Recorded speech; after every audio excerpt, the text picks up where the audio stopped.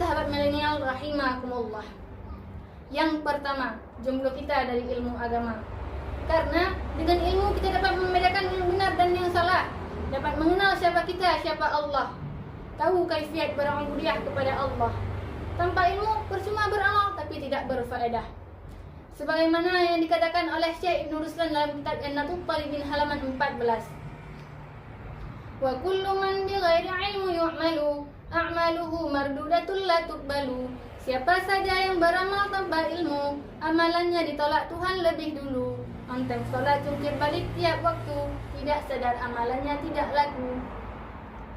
Yang kedua, jomblo kita dari berubudiyah kepada Allah Subhanahu wa taala.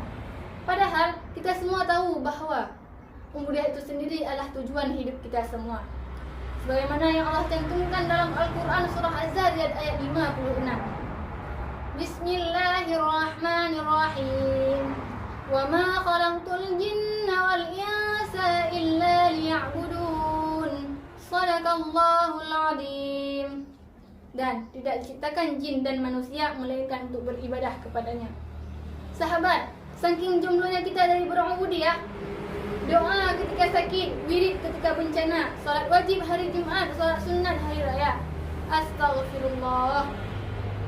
Yang ketiga, sekaligus yang terakhir, jomblo kita dari adab dan akhlak yang mulia. Hadirin sahabat milenial rahimakumullah.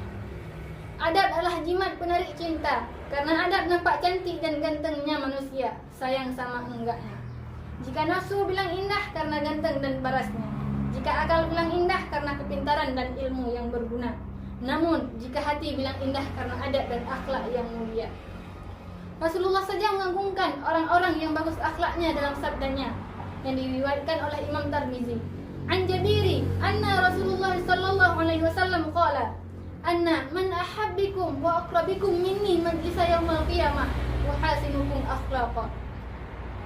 Sesungguhnya orang yang paling aku cintai dan paling dekat denganku tempatnya di hari kiamat ialah mereka yang bagus akhlaknya. Syekh Zakaria Al-Ambari juga menegaskan dalam kitab Adabul Imla' wal Istimla' halaman 2. Apa bunyinya? Ilmu bila adabin kan nari bila hadbin, adabu bila ilmin karruhi bila jasadin.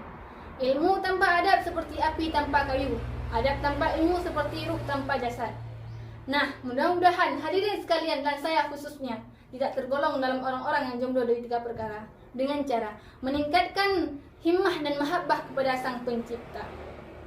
Akhirul kalam, undur ma qala wa la tandur man qala.